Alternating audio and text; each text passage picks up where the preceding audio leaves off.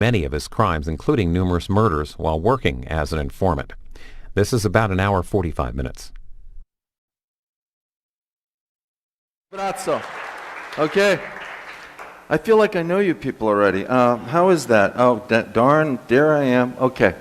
Now, first of all, I just have to give a shout out to this museum because, I mean, I've been to museums, you know, and we all went to, when we were kids in Washington, we'd go down to the Smithsonian because we wanted to look for John Dillinger's, you know, I mean, that's why we went to the Smithsonian. But this museum is absolutely extraordinary. I mean, it's astonishing that not only the depth and breadth of the research that went into it, but the multimedia displays. I mean, those of you who are physically here understand what I'm talking about, but the museum itself is in this beautiful former post office, this historic building in downtown Las Vegas. The displays are extraordinary. I mean, whoever did the research and put this together had to have taken years and years because it's on the 7th or 8th level of meaning when it comes to material on the Mafia. Now, I happen to have done a mini-series in 1999 called Murder Incorporated. I wrote it. It didn't get made, and we're now trying to get it made for cable based on this iconic book by Burton Turkis and Sid Fetter, who are these amazing. Burton Turkis was the prosecutor of Murder, Inc., and Sid Fetter was an Associated Press reporter. And they wrote this book in 1951 that by the 70s had sold 1 million copies worldwide. And so I was very familiar with Murder Incorporated, and the exhibit that they have on Murder, Inc. itself is phenomenal. But this is an example of the wall of just the kind of the Hall of Shame, if you will, or the Wall of Fame of some of the people. And if you notice, I zoomed in, that Gregory Scarpa Sr., who's the object of my book that we're going to be talking about today, Gregory Scarpa Sr. is featured in that wall. But look how he's kind of like one among dozens and dozens and dozens of mafioso. But as you'll see when we get into the presentation today, he was by far the most bloodthirsty and vicious and cunning mafioso in the history of Cosa Nostra. Absolutely a phenomenal character, a villain of epic dimensions, and we're going to just get into him today in earnest as we discuss Deal with the Devil. But I want to tell you briefly how I got onto this story, because a lot of people say when I do these books, and you know, when you see the book, those of you who have already bought it, you know, it's like 2 pounds. I mean, we sell these books by the pound. You can use it to press your shirts with. It's so heavy. It has 210,000 words. It has 80 pages of documentary appendices, 2,100 endnotes. There's some pages where there'll be like 3 endnotes in 1 sentence. And that's because when you do books critical of the FBI, you have to be right, or else they'll get the IRS to audit you. No, just kidding. Hey, you know, by the way, when people say to me, Peter, you write books on Al-Qaeda and the mob, are you ever afraid? I'm afraid of being audited by the IRS. I mean, just joking, whoever the new IRS guy is. Anyway, now, I've done these 3 books. The first book was called 1,000 Years for Revenge in 2003, and that book, the premise of that book, the essence of that story was that I determined and I documented how the 2 attacks on the World Trade Center were done by the same relatively small Al-Qaeda cell, less than 25 people, dominated by the blind sheikh, using this bomb maker Ramzi Youssef, Ali Muhammad, and that Youssef, this genius bomb maker, went on to do the 9/11 plot. Went on to design the 9/11 plot executed by his uncle. And I'm going to talk a lot about that today because the organized crime story and the terrorism story are really intertwined, and you'll see why today.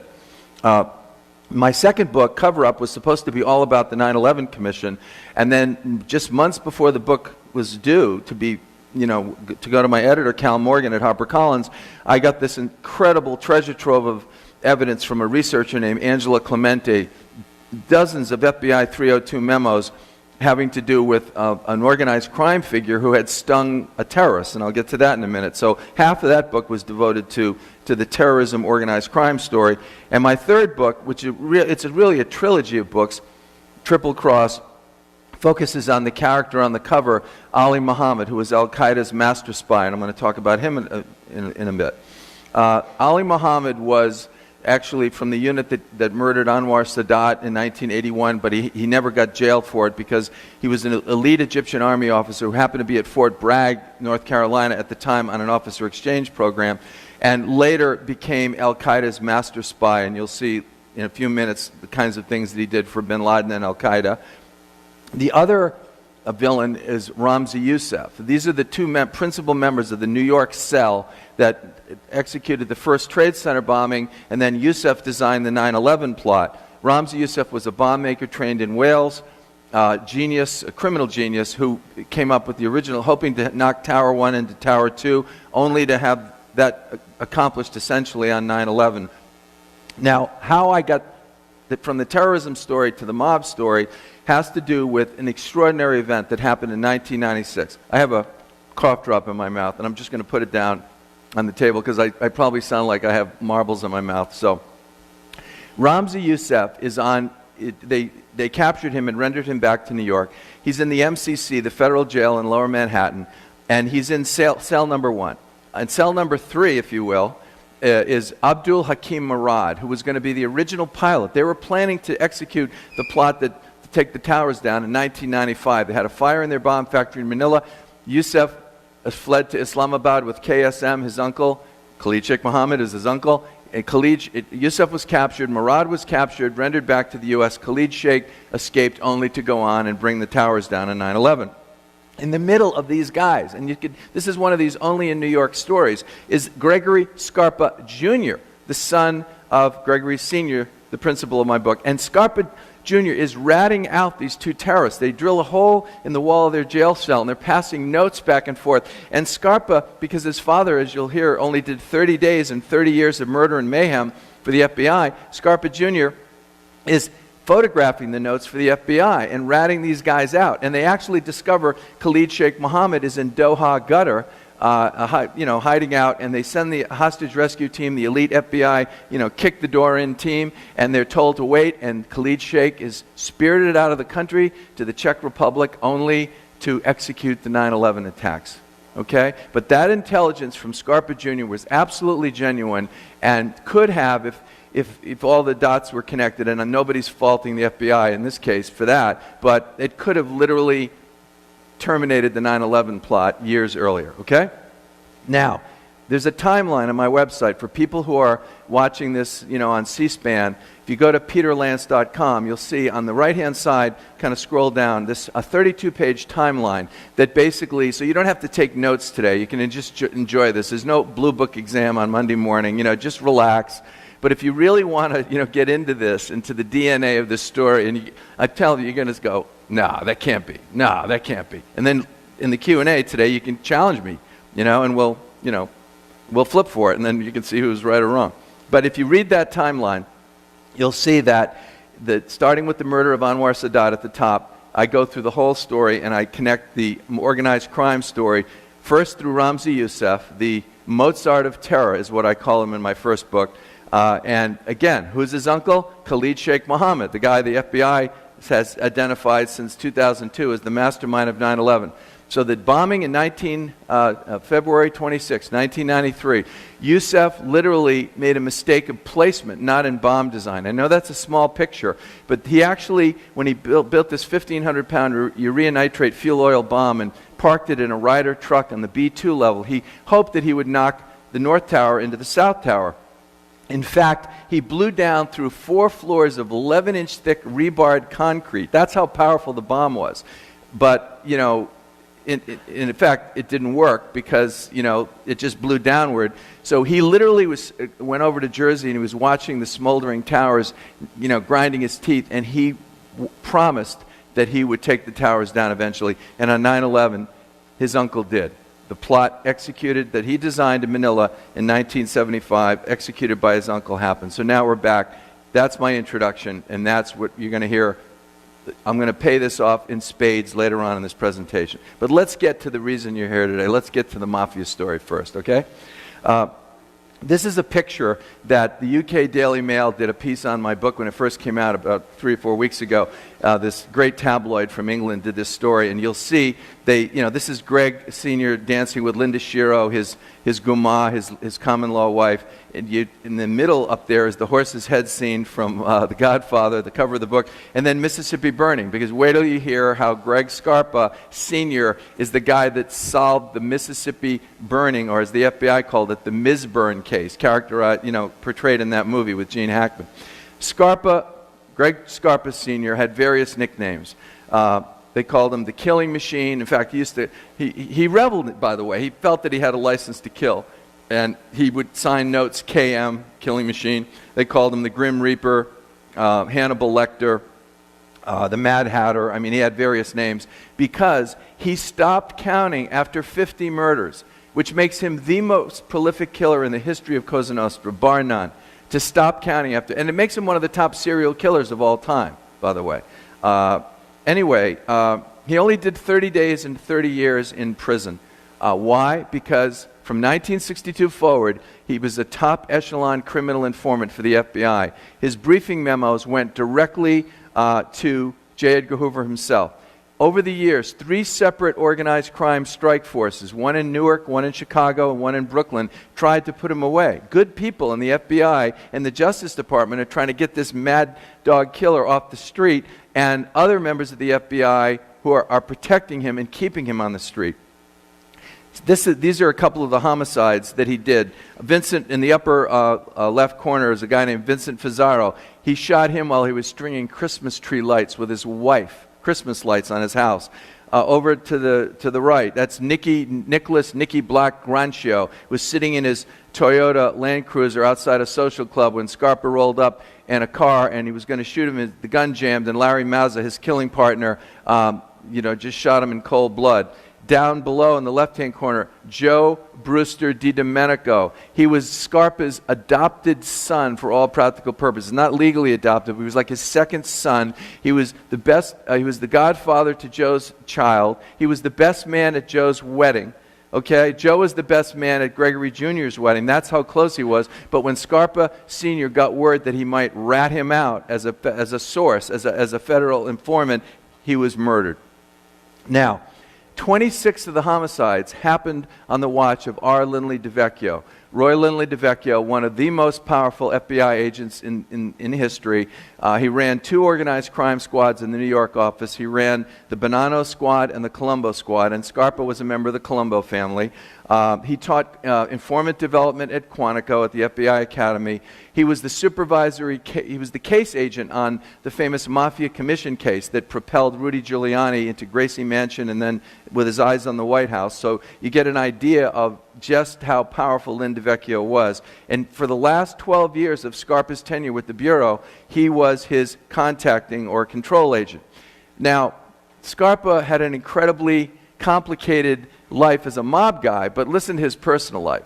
Now, I didn't have a picture of his first wife, of his only legal wife, Connie Forrest, who's still alive, and she's the mother of Gregory Jr. This is just a great shot of Senior and Junior in front of their father's Mercedes one day, and when Junior was in his late teens. But Gregory married Connie Forrest. He had 4 children, including Gregory Jr., who started doing crimes for his dad when he was like 16.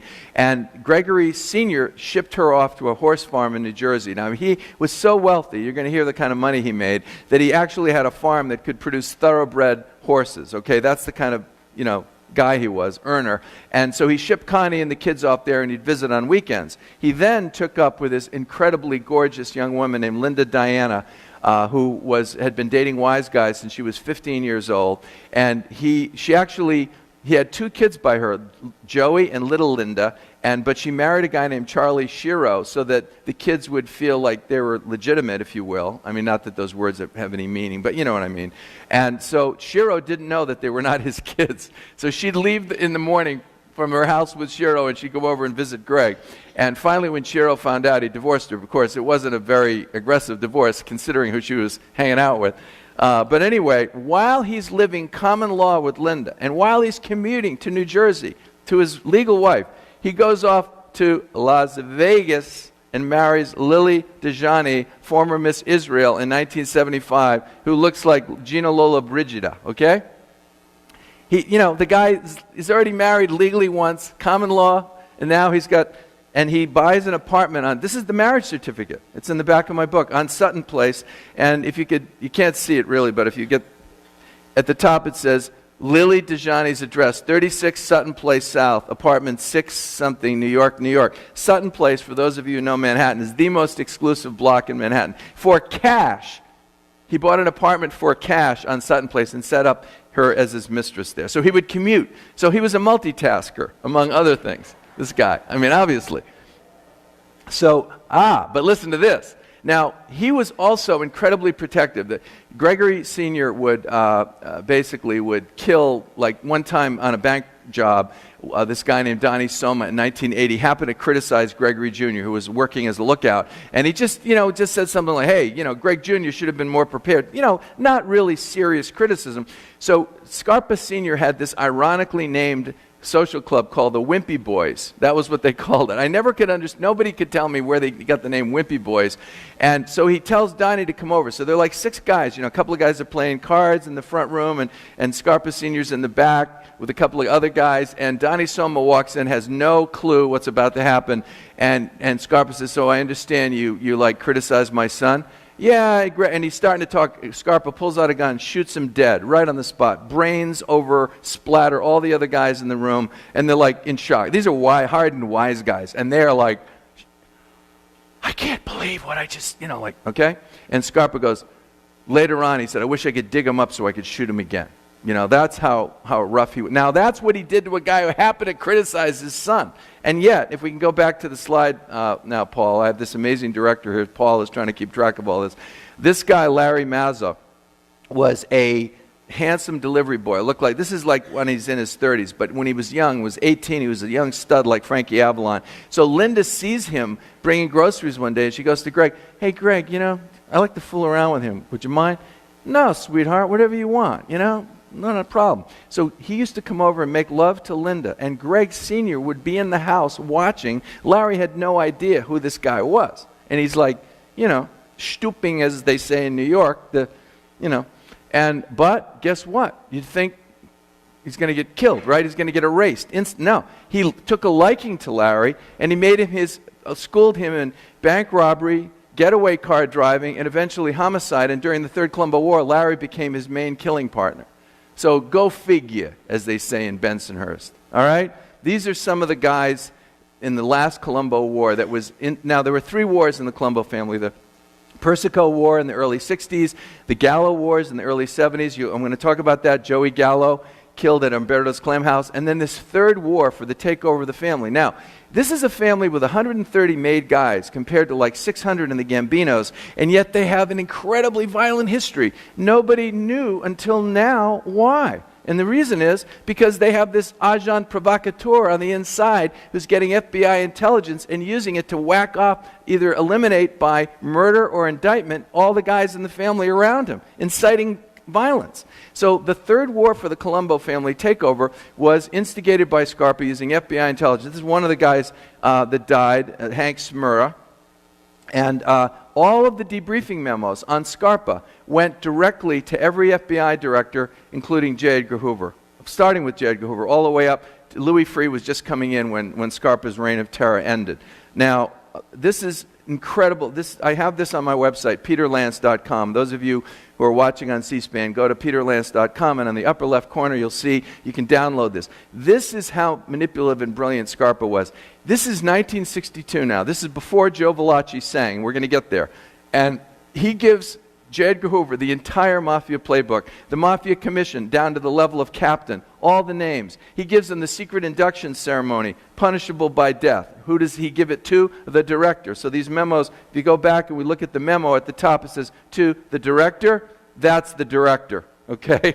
There was only one, the director, and it was Hoover. Now, as you know, those of you who are old enough, In 1963, a month before the Kennedy assassination, the national TV audience was shocked to hear the revelations of this guy, Joseph Valachi. He was a soldier in the Genovese crime family. And he is believed to be the first turncoat in the history of the mob. I mean, you read any mafia history, they will tell you Joe Valachi, who sang for the McClellan Committee. And you see him here, you see all these elaborate charts that he would, he listed all the members of the family, all that. A lot of people, including Selwyn Rabb, who's this incredible former New York Times reporter who wrote this great book, Five Families, which I recommend. It's essential reading, Five Families by Selwyn Rabb. When Selwyn wrote his book, he speculated that the information that Valachi testified to, he could not have known, because he was kind of a low-level knuckle dragger, okay? He was a soldier. He didn't have access to at the boss level. So where's he getting all this information? Well,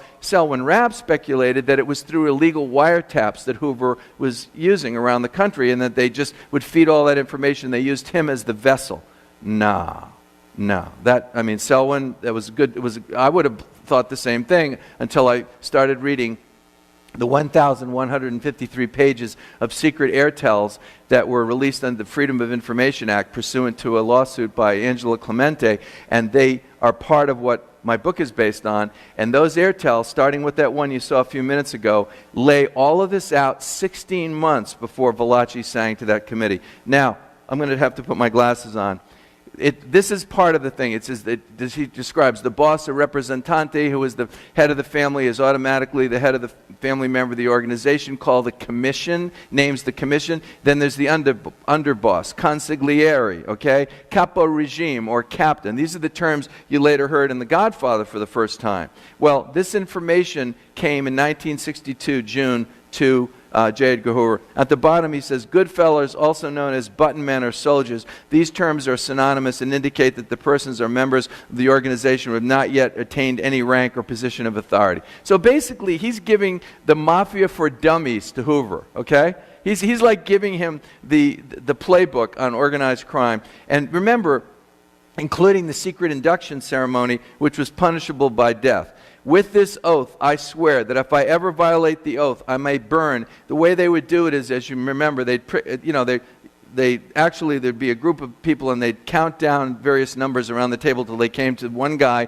who would become the kind of the patron of the guy being inducted. They would then prick their trigger fingers with blood, their mutual trigger fingers. They would, touch with, so their blood's intermingled, if you will, and then they would take a mass card like the Virgin Mary or St. Anthony, and they'd burn it in their hand, set it on fire, and the guy would say, with this oath I swear that if I ever violate the oath, I may burn as this paper. Okay? Now, when Joe Valachi testified to that, listen to his quote.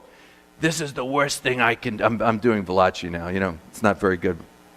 This is the worst thing I can do, to tell about the ceremony. This here, when I'm telling you, when I'm exposing to you, this is my doom, okay? That's how seriously Joe took this, giving up this in ceremony, and Hoover had it a year and a half from Scarpa. Now, lest you think that in the deal with the devil, ultimately I'm going to tell you the government got the worst of the deal. Scarpa got the best of it. But there were things that he would do over the years, like giving them this valuable information in the beginning and doing missions like I'm about to tell you about, that made Hoover astonished at what this guy could accomplish, okay?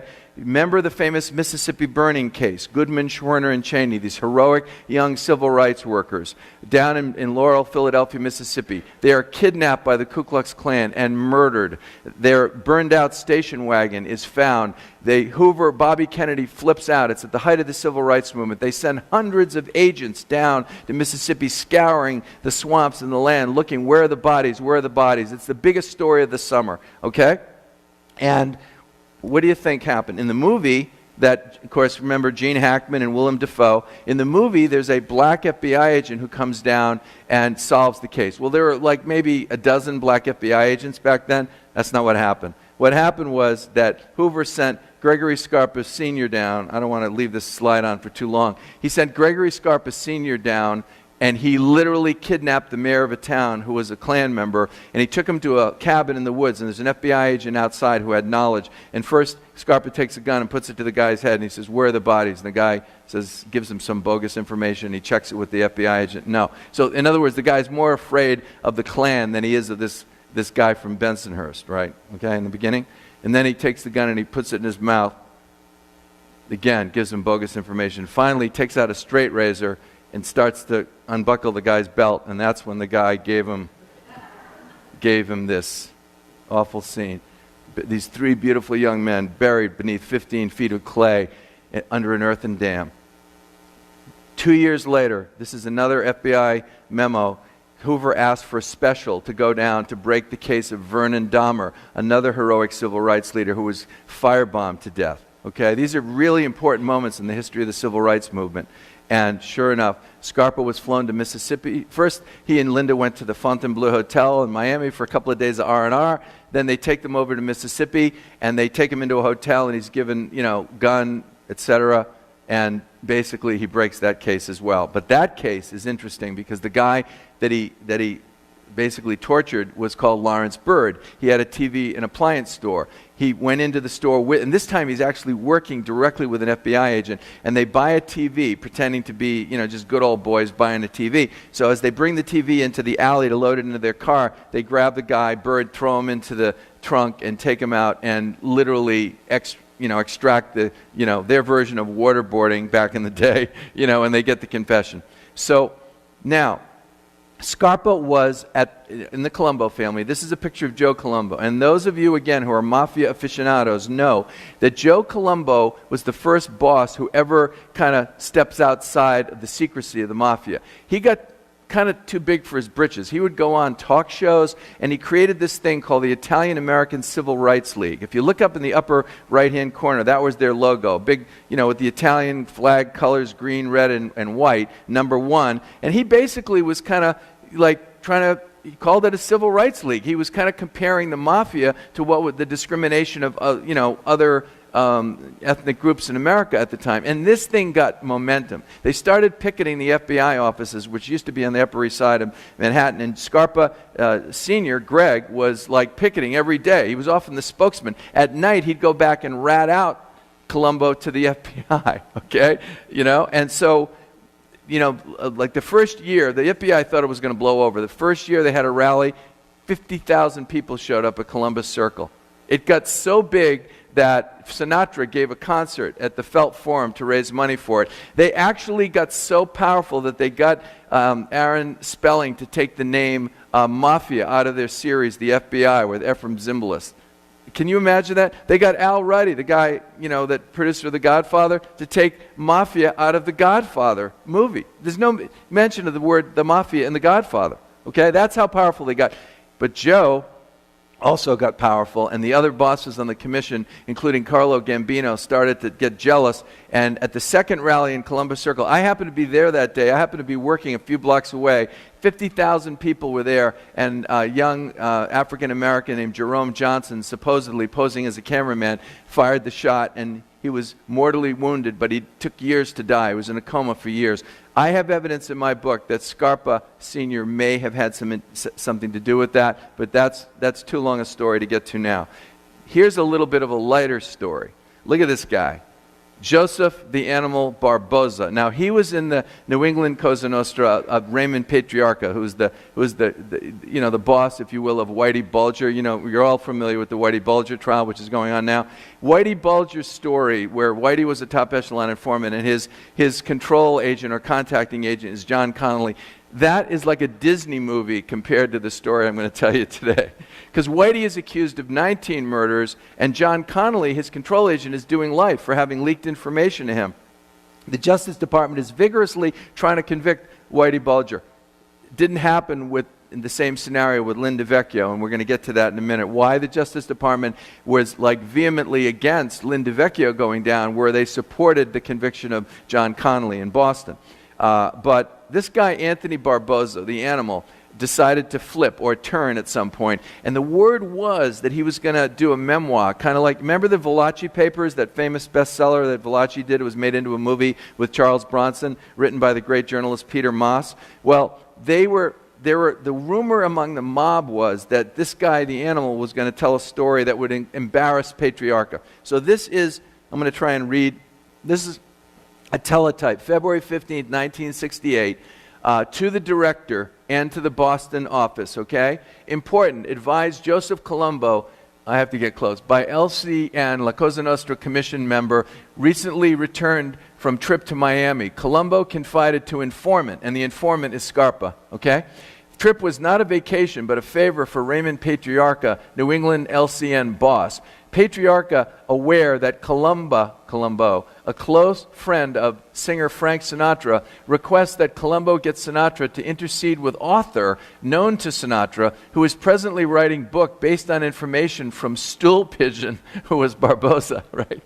This is written by an FBI agent. It's like, you gotta love this, right? From stool pigeon, which would, and I'll get to the end of it, would basically compromise Patriarca, okay? Now, who do you think the writer was? They don't identify the writer here. This is who the writer was, Truman Capote. They think, no, but by the way, Truman Capote at this time had the #1 international bestseller in the world, In Cold Blood. Not at this time, but several years earlier. He'd written this incredibly important, powerful book on the murder of the Clutter family in the Midwest. So he was capable, no doubt, for all of his frivolity, Truman was capable of writing a can I say ass on C-SPAN? I don't know. He was capable of writing a penetrating investigative book. However, it wasn't true. The rumor wasn't true.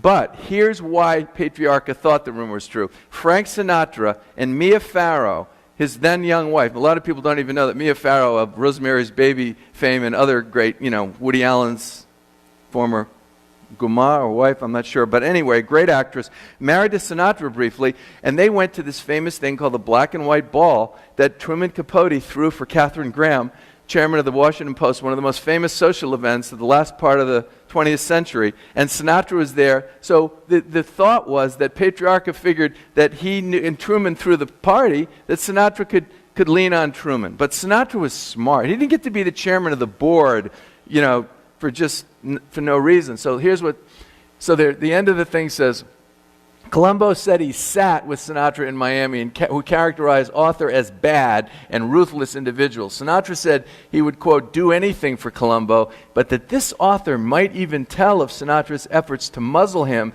and therefore begged off. Okay, in other words, Frank was smart. The way he got around not doing a favor for the boss of the Colombos on behalf of the boss of the New England LCN was, hey, if the word gets out, it'll be embarrassing. So he definitely stepped aside. But that's just one of the there's 60 stories like this in Deal with the Devil. This is the next one, Joey Gallo. The Gallo brothers were an incredibly colorful crew, part of the Colombo crime family, and they had done one of the most famous rub-outs they allegedly did in Mafia history, the murder of Albert Anastasia, a.k.a. the Lord High Executioner. And you'll go out, if you go outside, you'll look, and you'll see the barber chair that Henny Youngman, I think, bought and I guess donated, his estate donated to the museum here. And Albert Anastasia was one of the 6 principals in Murder Incorporated, this famous, a killing machine from the 1930s and 40s. And this is the Park Sheraton Hotel. And he walked in there October 25th, 1957, and he's sitting, getting a shave and everything, and 5 guys come in. Essentially, there was a report of 2, but eventually the Gallo brothers called it the Barbershop Quintet, okay?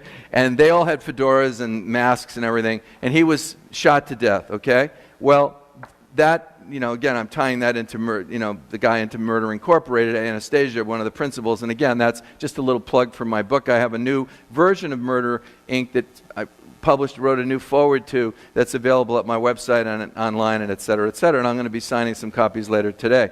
But let's get back to the barbershop. Why did the Gallos do this? And they allegedly were with Carmine Persico, the boss, who was going to be the boss of the family. They supposedly did it so that they could take over a significant sports book operation in Brooklyn, that part of which Anastasia controlled, okay?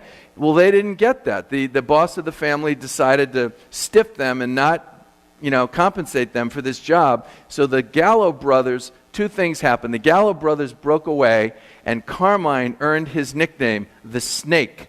They call him Carmine the Snake Persico. Why? Because he decided that he was better off splitting with the Gallos and informing on them that they had this plot now to take over the family. So he went to Carlo Gambino and the others, and there's a famous incident that was in The Godfather Part 2. Remember when Frankie Pentangelo, Frankie Five Fingers, played by Michael V. Gazzo, this incredible actor, and he's in a bar in Brooklyn, and all of a sudden he's sitting there, and then some guy comes in with a garrote and it starts to strangle him to death, right? Remember that? So Michael Corleone says hi, right? Remember that? And then these cops happen to come by, and then he lives, and then he becomes a government witness. Very famous scene in Godfather 2, right? Well, that was based on an actual incident. The Sahara bar in Brooklyn, they called one of the Gallo brothers down one day. Carmine said, hey, come on, I want to meet you on a Sunday.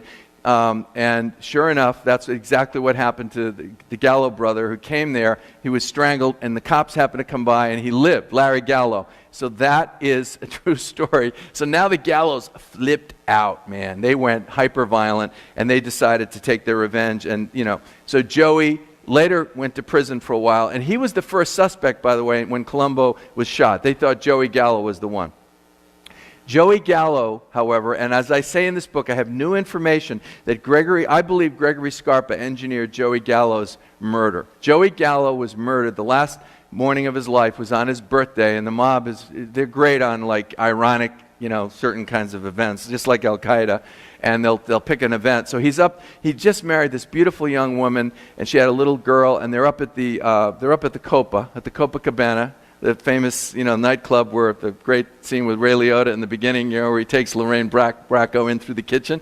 They're up at the Copa, they're having great. He's got his bodyguard with him, his bodyguard's girlfriend. They're there till like 2 in the morning. They drive down to Little Italy for some like pastries and coffee in the early morning hours. And he goes into this Umberto's Clam House, owned by Matty the horse, Ianelli, not suspecting a thing. Gunmen come in, boom, he's dead. Joey Gallo wiped out. Well, there's information in my book that Scarpa may have been behind that.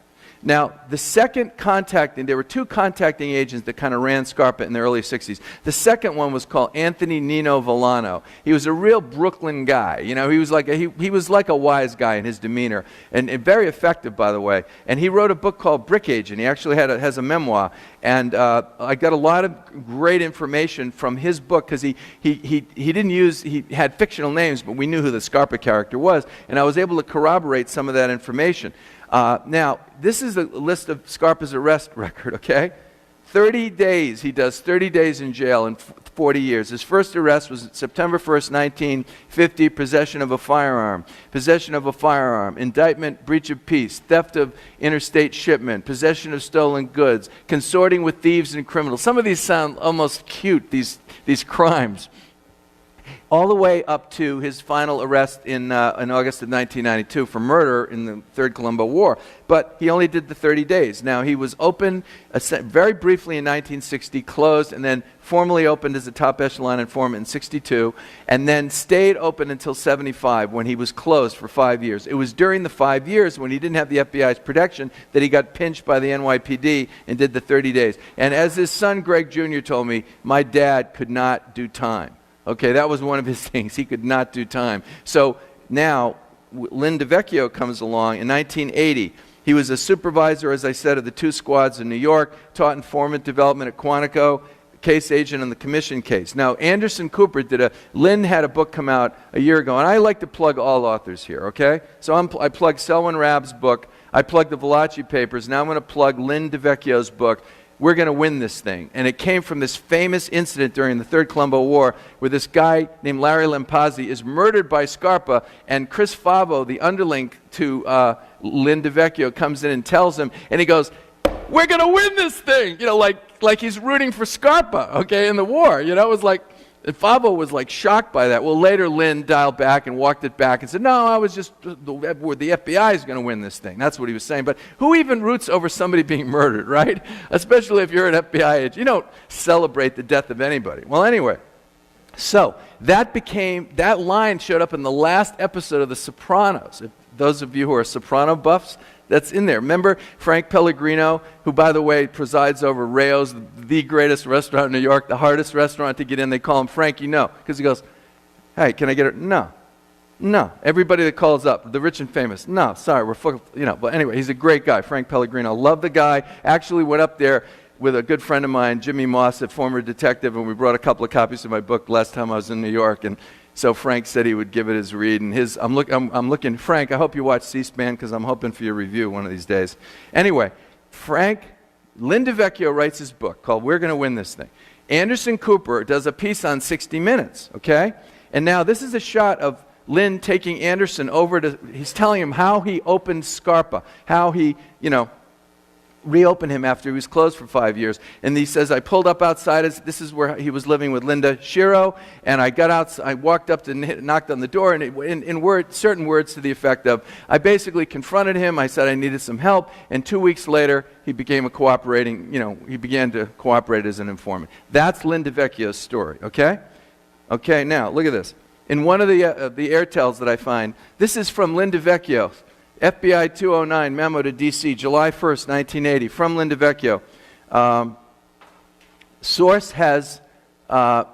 Source was closed by communication dated May 5th, 1975. It is noted that approximately 6 months have been required to discreetly re-contact the source and to persuade him to resume furnishing information which is of extremely high quality.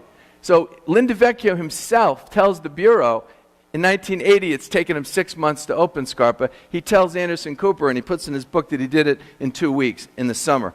Obviously, there's a little bit of a conflict there, but when I finally got to Greg Jr. and interviewed him for this book, and he's been 23 years in prison, I tried to get him. He was at the Supermax. They would say, Peter Lance, if you go to the Supermax with your reporter's notebook and pen, it will create a security risk to this prison. They denied me. When I found out Greg got transferred to another prison last year, I started interviewing him, and wow. He told me, you know what he told me? And this is classic senior. My father started auditioning Lynn DeVecchio like a couple of years after he was closed. He would go over to meet him in Jersey when we were coming back from the horse farm, and Lynn would be by the side of the road. My father would meet him. So it makes sense that Scarpa, who was such a brilliant Machiavellian strategist, would have auditioned Lynn DeVecchio to make sure that he knew that he could control Lynn versus the other way around. That's a theory. That's my theory. I'm sticking to it. Okay? Now, this is the Wimpy Boys Social Club. This is Scarpa. An intimidating presence, you have to admit, right? Now, but this will show you how ruthless the guy was. Mary Barry, that knockout woman, right? And she was dating Allie Boy Persico, the underboss, who was on the lam. And the word got out, and of course, it was one of the counts in the Brooklyn DA's indictment against Lynn DeVecchio. And Lynn DeVecchio, all charges were dismissed against him. We're going to get there. But one of the 4 murders in the Brooklyn DA's indictment of Lynn DeVecchio in 2006 was for allegedly telling Scarpa Sr. that Mary was going to cooperate or was going to inform or give the whereabouts of Allie Boy Persico, so that she was lured to a cocktail waitress job at this club called Occasions, dressed to the nines. They send a car for her. She gets to the club. As soon as she walks in, Scarpa grabs her around the neck, shoots her dead right there, and wraps her up in a tarp and drops her on the street like a dog. Okay? That's who this guy was. Okay? And later, the next day, Carmine Sessa was cleaning the club with bleach, and his wife's dog found part of her ear, which got blown off, and they joked about it at dinner that night. Okay, that's how cold-blooded. So, the romance of the mob, those of you who are mafia buffs and mafia aficionados, to a certain degree, it's romantic, but there's a level of brutality to it that is just terrible, okay? All right, and you can never as a writer, by the way, people say to me like I'm being interviewed, Peter, don't you get kind of captured by this? Don't you get kind of lost in who these guys are?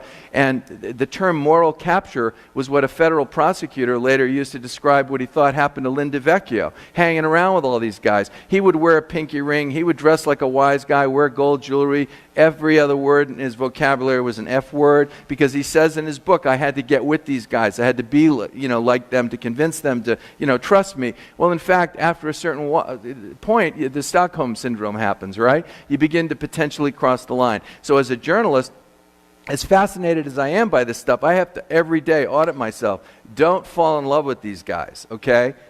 Think of the Joe Pesci scene in Goodfellas where he stabs a guy to death with a fountain pen. That's what you got to remember, okay? All right. Not everybody in the mob was like that, but this is Joe DiDomenico. Remember I told you? Second son to Scarpa. This is how he ended up, okay? This is Scarpa with FBI surveillance video outside of his social club. Now, this is where in the mid-'80s, he paid his dues with the government. He became, most of the probable cause for the Title III wiretaps in the Mafia Commission case with Rudy Giuliani came from Scarpa Sr. So they can argue, and Linda Vecchio calls it his championship season in his book, that the back of the Mafia was broken by when Carmine Persico, on the left, the snake, he goes to prison, head of the Colombos, Anthony Fat Tony Salerno, head of the Genoveses, and Anthony Tony Ducks Corralo. You have to have a middle name, like if you're in the mob, right? You know? Anthony the Ant Spilatro, you know? Anyway, they all go to jail, and that's what makes Rudy Giuliani. Now, this is one of the stories, Vegas stories now, and I'm going to tell you from my book, that is like, wow. Anthony Gaspipe Casso, another guy with an interesting middle name, Anthony Casso, he was the underboss of the Lucchese family, kind of took over after Corralo went away, right? He went after John Gotti, and he had a guy put a bomb in the car of a guy named Frankie DeCicco, Frankie Hartz, and Gotti wasn't there, and Frankie died, he was blown to bits, okay? So now there's a contract out on Anthony Casso, and 3 young guys came and shot at him one day, and he was eating an ice cream cone in his car, and he slipped out. He survived, okay? But he wanted to know right away, who are these guys? I got to get them. So this is a famous interview he did with Ed Bradley, God rest his soul, great reporter, for 60 Minutes, and he says to Bradley, he's talking about the most famous murder, Jimmy Heidel, one of the shooters, and so he got the Mafia cops who, Eppolito and Caracappa, who were living in Vegas, as you know, in 2005, were arrested in Vegas. Louis Eppolito, I actually wrote a pilot for a series called Missing Persons on ABC. In my middle career, I was an episodic showrunner. I started with Michael Mann on Crime Story. My first trip to Las Vegas was to watch Michael Mann shoot a script that I had written about 3 days earlier. I always tell people I started at the top of the business and worked my way down. But that was my first trip to Las Vegas. And they shot at Bob Stupek's Vegas World, which I guess is in that direction. And anyway, the Mafia cops, arguably the biggest organized crime law enforcement story of the last 10 years, and they were later convicted of supplying information to Casso that he would use to kill people. Well, guess what he told me? He told me that Jimmy Heidel, the most famous murder, the cops delivered Heidel to him, but the intelligence that he got to learn that Heidel was the shooter, he got from Gregory Scarpa Sr., who he believed got it from Linda Vecchio. Okay? So this is another part of rewriting the modern history. But he says to Ed Bradley, I shot him a couple of times, you know? So Ed says, how many? 12, 13. Anyway, Anthony gave me an interview from prison that was an eye-opener. This, again, the comparison to Whitey Bulger. This is Whitey on John Connolly, his control agent, his version of Linda Vecchio, doing life, 2 convictions. Completely different story. Now, I told the story in my book Cover Up about Linda Vecchio, and I introduced this whole story. Scarpa, Jr., Sr., Ramzi Youssef, the whole thing was in my second book, Cover Up. The Brooklyn DA calls me in like, I don't know, September of 05. What, September of 05? The book came out in 04. So about a year later, they call me in, and Congressman William Delahunt of Massachusetts, who'd been a prosecutor who knew the Bulger case, also contacted them, as did Angela Clemente, this forensic investigator who got a lot of these files. And the confluence of the 3 of us, them reading my book, Delahunt and Angela's referral, resulted in Linda Vecchio on the 30th of March, 2006, came up from Sarasota, Florida, where he had retired with a full pension and was indicted on 4 counts of murder. And on the right, the picture, that's him like the night before surrendering him. They allowed him to surrender. But the next day, after he was, $1 million bail was set for him. Okay? 50 ex-agents supported him, showed up in blue suits, white shirts, either red ties or blue ties, and they surrounded him as he walked out down Adams Street from Brooklyn Supreme Court, and there was a scene unlike you've ever seen. I mean, they were like pushing people away. They looked like soccer hooligans at a UK soccer match. They were like banging guys out of the way, straight arming guys, protecting him while the reporters are trying to ask questions. They called it body checking, etc. And Senator Chuck Grassley of Iowa actually mentioned this at a Judiciary Committee hearing about whether even retired FBI agents should be so quick to, protect somebody who's presumed innocent, of course, but just the tactics were pretty wild. The trial started in like October 15th of 07. Headlines like this every day in the New York tabloids. Agent of death. I mean, like, they basically had convicted Lynn.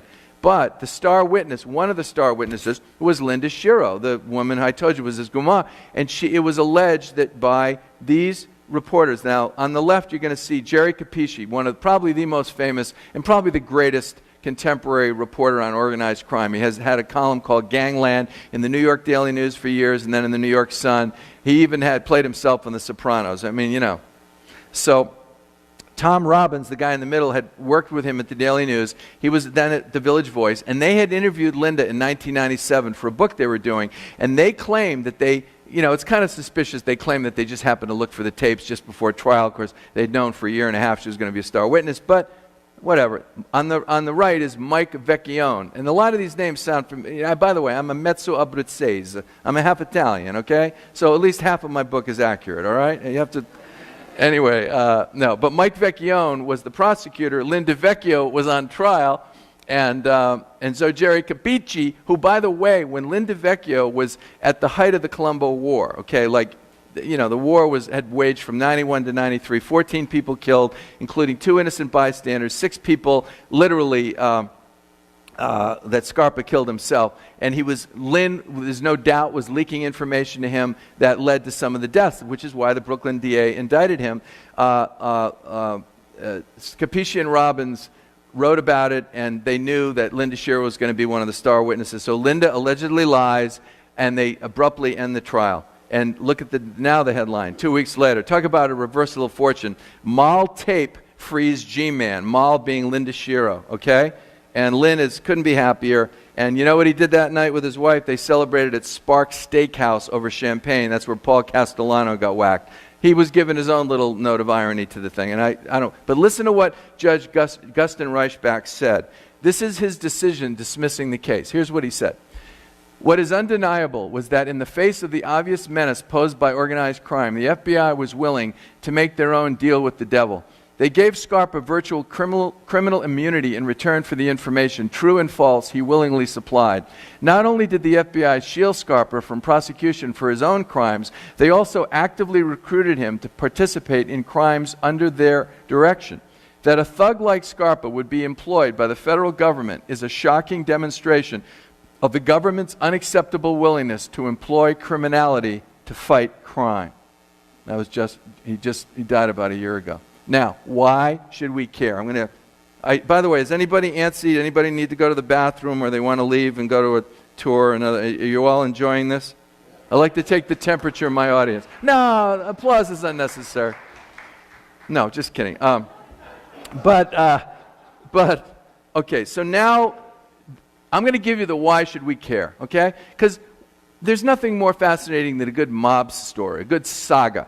But why, as Americans, as you people sitting in this room, and why do I keep writing these books? Why am I doing this? If I actually amortized, HarperCollins will kill me for saying this, but if I took my advances for these books and amortized them over how many man-hours it took me to write, if I had been picking strawberries in Ventura County in a field, I would have made more money, okay? So I have not done these 4 books for financial gain, okay? I've done them because my son Christopher went to Stuyvesant High School in New York, and Stuyvesant is the #1 public high school in America. It's about 100 years old. The Gershwin brothers went there, and when they built Battery Park City, when they added to Lower Manhattan, the quid pro quo with the city of New York was to build a new sty, they call it, Stuyvesant, okay? Incredible campus. I mean, it's got like an Olympic-sized pool. It's got a Broadway stage-like orchestra. I mean, not a band, an orchestra. So 28,000 applicants a year take a test, and 600 to 800 got in, and my son Chris got in. What was the second day of high school? 9/11, 3 blocks away. And I'm in California, and I'm like, whew. And I even heard on CBS radio that Stuyvesant may have been hit, okay? So we can't get through on the phone. His mother, my ex-wife Donna, is working at ABC News. That's where we met. She went back there, and she jumps on the subway, goes down to Chambers Street, can't get through, flipping out, ends up getting on a bus, go back uptown, and only in New York story. they stop her bus right around the post office at 34th Street, and it's like hanging for like 20 minutes because there's a rule that you can't let people off a bus if it stops in between stops. Well, the people, being New Yorkers, finally said, F it, and they kicked the back window out, and they all escaped from the bus. So Donna, being a real New Yorker, did that, and so now she goes over a couple of blocks to another, I guess, 8th Avenue, or I don't know, whatever, and 6th Avenue, gets on another bus, and Christopher is on the bus with a bunch of his friends from Stuyvesant who were in the outer boroughs who couldn't go home. Wow, he actually did a little piece for Channel 7 Eyewitness News that night. So when I knew that I had dodged the bullet, personally, I found out that this incredible fire marshal named Ronnie Bucca had died that day. And I met Ronnie Bucca in 1997. I had written a book called First Degree Burn, a little paperback novel which I republished in a new edition. And I wanted to do a benefit for the burn fund of the FDNY.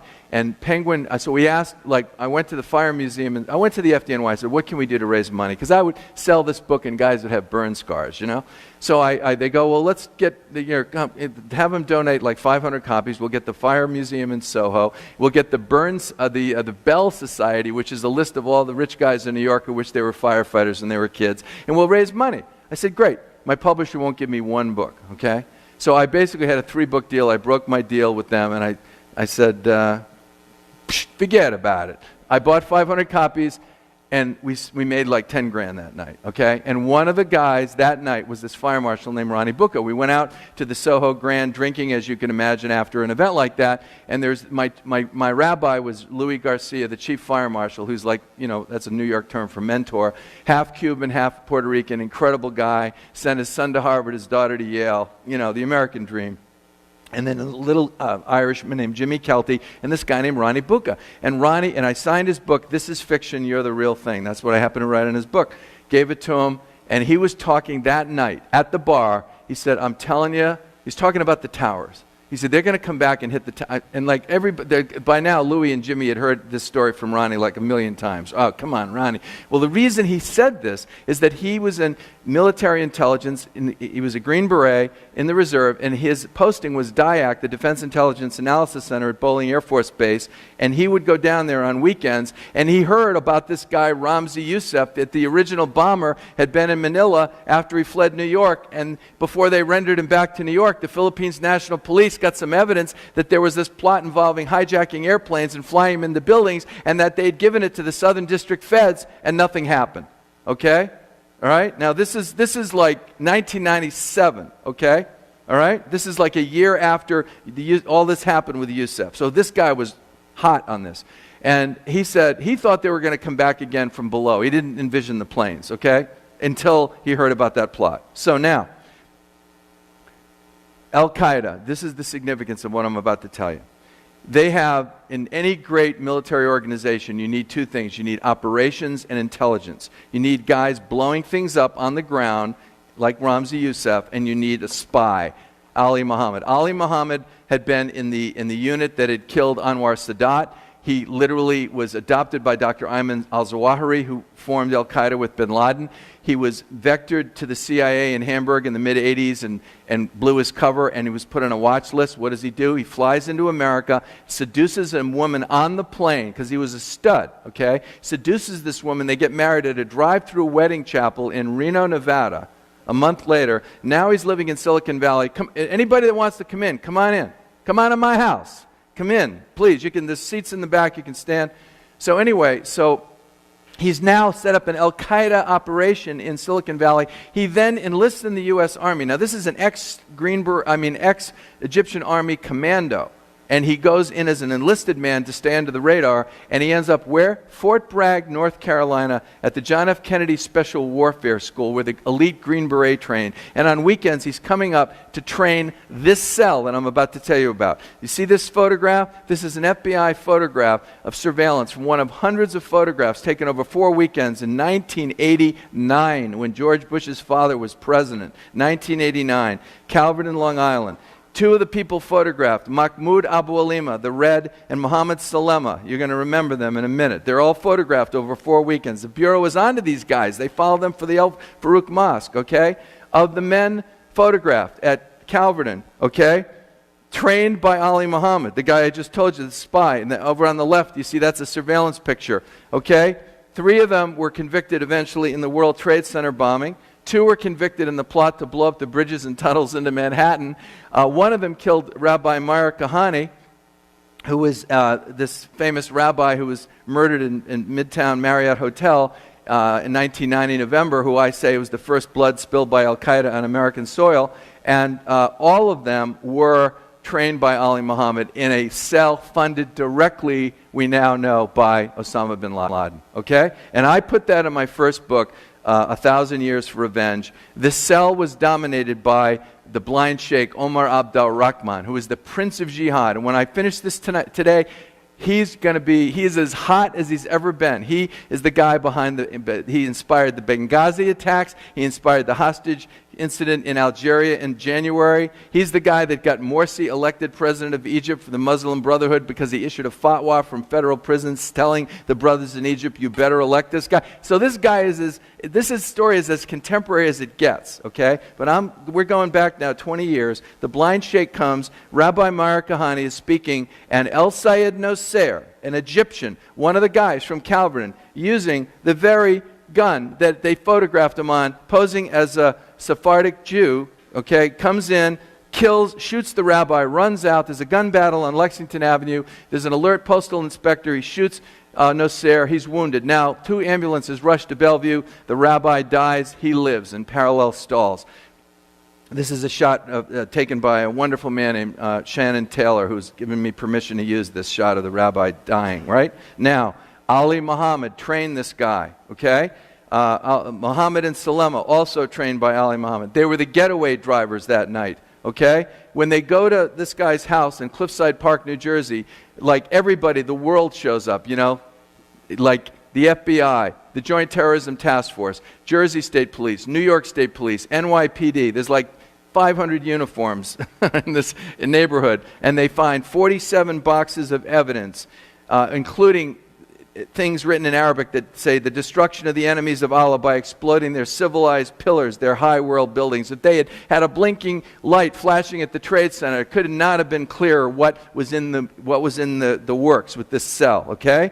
Now, they also found top secret material that came from Fort Bragg. Look at this. The Russians would have paid $1 million for this one document at the height of the Cold War. It's the location of every single U.S. Special Forces unit worldwide, latitude and longitude. Holy cow. Ali Muhammad, right? Nosser, guess what? He's tried as a lone gunman. Even though they find Abu Lima and Salema, they find them at the house that night, he's tried as a lone gunman. So now, that all happens. I'm just giving you the background. Ramzi Youssef explodes the bomb in 1993. Eventually, they don't figure out how to stop the bombing. And believe me, there's evidence that the FBI could have done that, but we won't get into that. Now Youssef flees to Manila. Who's in the cell in Manila with him?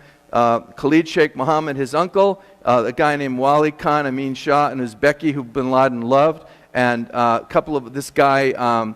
Muhammad Jamal Khalifa was bin Laden's brother-in-law. He was the money man. Okay, so they come up with 3 plots. And how do I know this? Because I went to the Philippines. I met with the Philippines National Police. I came back with 3-page thick of classified intelligence, and Khalid Sheikh Mohammed's name is all over it. Everything I'm going to tell you, I got from the Philippines police in 2002, goes back to 95. 3 plots. They're going to kill the Pope, who's going to come to Manila in January with, ironically, bombs along his parade route, like as in Boston Marathon. Second plot was called Bojenka, a plot to blow up 12 U.S. airliners coming in from Asia to like San Francisco and L.A. by planting a bomb on the first leg. Then they'd get off and the bomb would go over the Pacific. Boom, it would blow up. And the third plot was the hijacked planes, fly them into buildings plot, executed on 9/11. They had 30 pilots training in the U.S. flight schools in 1995. And Abdul Hakim Murad, the guy on the right, was trained in 4 U.S. flight schools. He was going to be the lead pilot. Okay? Now, they foil that. There's an act of God, a fire in their bomb factory. Youssef is rendered back. Now, quick story about Ramzi Youssef. When they render him back, they call it rendering back. Okay? He's flown into Stewart Airport in Westchester. He is shackled. They have a Sikorsky helicopter take him down to a Metropolitan Correctional Center, the federal jail. It's one of those perfect nights in New York. Like, the Hudson is glass. The towers are gorgeous. They're gleaming. They're ubiquitous. Any place in Manhattan, you can see the towers. And when they get to the World Trade Center, he's shackled, he's got belly belt and cuffs. He has a hood on, as is the protocol for moving a prisoner like that. And when they get to the towers, they circle at the 50th floor. They take his hood off, and they go basically, you see, they're still standing. Now, there are 3 different versions of what he said. I spoke to one of the FBI agents in that helicopter that night. And Yusuf, without blinking, said, "They are standing for now. They are standing for now." Because he knew that the plot was in the works to take them down. Now, Scarpa comes up with this amazing intelligence, these notes or kites, including, look at this, a bomb formula from the schematic that he gives to, now, Scarpa had a 10th grade education. There's no way he's going to write a bomb schematic like that. This is the bomb, the Casio Nitro bomb they were going to use on that plot to blow up the 12 planes. The bottom picture is what they found in their bomb factory in Manila after it was compromised. In the upper right corner, there's a thing that says C106D. It's like a semiconductor that he soldered into the watch as kind of a switch. They call that Yusuf's signature at the trial that summer. Nobody knew that. And Scarpa Jr. is giving this to the FBI that he's getting from Yusuf. They're passing notes to their cells. Who is a party to this? Patrick Fitzgerald, the guy in the middle, is the U.S. attorney in the Southern District who's head of both the Terrorism and Organized Crime Unit. The woman on the right, Valerie Caproni, is head of the Eastern District Criminal Mafia Prosecutions. And the guy on the left, Dietrich Snell, is one of the guys I prove in my first book, got the evidence from the Philippines about the plot. Okay, he's now about to prosecute Yusuf for the plot, the Manila air bomb plot, they called it Bojinka, with the Casio watch. They're all there in the FBI 302 memo, meeting with Scarpa. Okay, now he talks about how they're going to hijack a plane. By the way, see the thing at the top? That's an FBI 302 memo. This is not Peter Lance making this up. And they're all on my website, peterlance.com. Just type in 302. It basically says they're going to hijack a plane to free the blind sheikh. Look at the famous presidential daily briefing to George Bush in Crawford, Texas, 1 month before 9/11. What does it say? We have not been able to corroborate some of the more sensational threat reporting, such as that from Redacted Service in 1998 saying that bin Laden wanted to hijack a U.S. aircraft to gain the release of blind Sheikh Umar Abdul Rahman. That was intelligence that was important enough to share with the President of the United States 2 years later, and that was gotten by Gregory Scarpa Jr. for the FBI. Now, Linda Vecchio and Scarpa, at that point in 1996, there was a huge problem in the Southern District of New York and in the Eastern District in Brooklyn. Remember I told you about the Colombo War, 14 guys? Remember the shot of the guy shot through the glass of the window, Hank Smurra? Well, there are now 75 cases percolating through the courts in the Colombo War. In the initial, and these are all the wise guys being prosecuted. In the original cases, nobody knew that Scarpa had this secret relationship with the Bureau. So the defense attorneys never knew. Linda Vecchio is testifying as an expert witness. Nobody had any idea that he was in a, quote, unholy alliance with this mafia sociopath, right? That's what they call Brady material. You have a right as a criminal defendant, whether you're in the mob or not. You have certain civil liberties in America. You have a right to find that out. Well, the feds were hiding that. And a federal judge said later that if the Colombo War cases started, really the Scarpa scandal started to fester, these cases would unravel. So they were freaking out. They were totally freaking out. So a memo was sent in 96. Remember I told you, Scarpa Jr. starts doing this in March of 96. Here's a memo in April 1996. Here's what James Kallstrom, the guy on the left, the edict of the New York office, who later became terrorism czar for Pataki. There's insufficient, and Linda Vecchio now is undergoing an internal affairs investigation that's lasted many, many months because 4 agents under him ratted him out and said, look, we're finding information on a Sunday and a guy's dead on Monday, so we're worried that our boss is leaking this to Scarpa, okay? Here's what Kallstrom said to Louis Freeh. There's insufficient evidence to take prosecutive action against DeVecchio. The failure of the Justice Department to provide a prosecutive opinion for the FBI to administratively resolve this matter continues to have a serious negative impact on the government's prosecution of various La Cosa Nostra figures in the Eastern District and creates a cloud over the New York office. In other words, shut it down, brother. Louis, shut this damn DeVecchio thing down. And sure enough, that summer in August, They closed the investigation after Vecchio did the unheard of. He took the fifth. Well, he has the right to take the fifth, but guess what? FBI agents who are innocent don't usually take the fifth. B, he refuses a polygraph, unheard of, okay, for an FBI agent. That's how they put guys on the box. And then they give him immunity. Immunity? Why would you give the guy immunity? And that immunity prevented them from prosecuting him. So they basically, closed the investigation. He retired with a full pension down to Sarasota, where he works as a private detective and has a Harley Davidson and has a nice life, until the Brooklyn DA came along.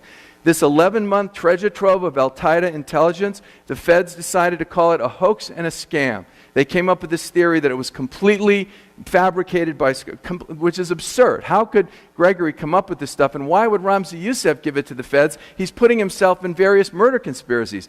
Gregory Scarpa, when he goes up for his trial and he tries to get down release time for helping the government arguably rat out these terrorists, he gets 40 years in the supermax for RICO. Not a single murder. DeVecchio OPR closed, takes the fifth, and then he later is granted immunity again, and he says, I don't recall, over 40 times. Now, again, I'm going to wrap this up, okay, because I know, well, I'm going to wrap it up, believe me, trust me, okay? It's almost done. Why should we care, okay? John Gotti's Ravenite Social Club. The FBI's #1 priority in the New York office for years was getting Gotti. That's not Peter Lance making that up, that is the truth. And they had a 24-hour surveillance, a perch or a plant across from his social club, 24 hours a day, 7 days a week. They wired his social club for sound, and they were surveilling the Teflon Don. They tried 3 times, they couldn't get him. They finally got him on the 4th time, all right? And good for them, all right? But over in New Jersey, while this is going on, you see that building? That's a dingy building on Kennedy Boulevard in Jersey City. That black sign in the middle on the 3rd floor is the Masjid al-Salam, which ironically stood for Mosque of Peace, okay? That is one of the blind sheikh's 3 mosques in New York. It was, as an FBI informant, Ahmed Salem, who's become a good friend of mine, said, a nest of vipers. Half of the brothers in that mosque were convicted in the Day of Terror plot to blow up the bridges and tunnels along with the blind sheikh in 1995, all right? Okay, now, see where it says T-Mobile down there on the bottom? All right? 2828 Kennedy Boulevard, there's a place called Sphinx Trading, and this is all about Egyptians around bin Laden. It's all Dr. al-Zawahiri, Ali Muhammad, El Sayed Nasser, they're all Egyptians. This is Sphinx Trading. It's a check-cashing mailbox store, and that's the shot right down from the same building under the Blind Sheikh's Mosque, okay? You see the check, so I'm going to give you 3 dots. Dot number 1. 1990, the feds know that El Sayed Nasser, the guy who killed Rabbi Meir Kahane, has a mailbox at Sphinx Trading. That's the first dot, okay? He's a member of the same crew that was photographed at Calvert in '89, goes and he murders a world figure, Rabbi Meir Kahane, in 1990, and they know within weeks, having searched his apartment, that he had a mailbox there. 1994, okay? All right, that's Sphinx Trading. 1994, the certificate of incorporation for Sphinx Trading it's set up by 2 men, Walid al-Noor and Muhammad al-Atras. Okay? You see the close-ups? Walid A. Abdul Noor and Muhammad A. al-Atras. Okay? Patrick Fitzgerald, who I mentioned, arguably the most powerful U.S. attorney at the time in the Justice Department, and Andy McCarthy are the ones that successfully prosecuted the Day of Terror plot to blow up the bridges and tunnels. After the Trade Center bombing, they put all these guys away, all right? They had a list of 172 unindicted co-conspirators. This is the list. Who's on the list? Osama bin Laden, Ali Muhammad, all the all-stars, all the Al-Qaeda all-stars are on this list. And look at over there in the middle column on the right-hand side, a little down, you see that? Walid al-Noor. They put the co-incorporator of Sphinx Trading on a list with Osama bin Laden, which suggests the guy must have a little bit of weight in the organization, if you will, right? I mean, why would you put a guy's name on a list with the... Okay, now, where do you think 2 of the 9/11 hijackers got their fake IDs in July of 2010? Al-Madar, Khalid al-Madar, and Salem al-Hazmi, who flew American Airlines 77 into the Pentagon with all those people killed, got their fake IDs at Sphinx Trading 3 months before 9/11. So what I say, the question is as old as Watergate, right? What do the FBI know, and when do they know it? In the 1,000 Years for Revenge, I make the argument that These two cells, the original World Trade Center bombing cell of Ramzi Youssef, was the cell responsible for the 9/11 plot. The 9/11 Commission that Khalid Sheikh merely carried out the plot of his nephew Ramzi Youssef. Seems kind of, you think, is that a stretch? Dan Rather was the only mainstream journalist when my first book came out on 2 nights on the CBS Evening News from Iraq. The picture on the right is a shot of the CBS Evening News with my book coming out over a shot of the 9/11 attacks. And Dan Rather was the only mainstream journalist that credited me with putting those 2 attacks together, okay? Right? The 9/11 Commission, I testified before. The reason I testified is that the Jersey girls, those beautiful widows whose husbands went to work and didn't come home, that made sure the 9/11 Commission happened, they handed out my book, 1,000 Years, at the commission hearing in the fall, and Governor Keane sent me a letter, Peter, we want you to testify. Who do you think took my testimony on the 9/11 Commission? Who do you think?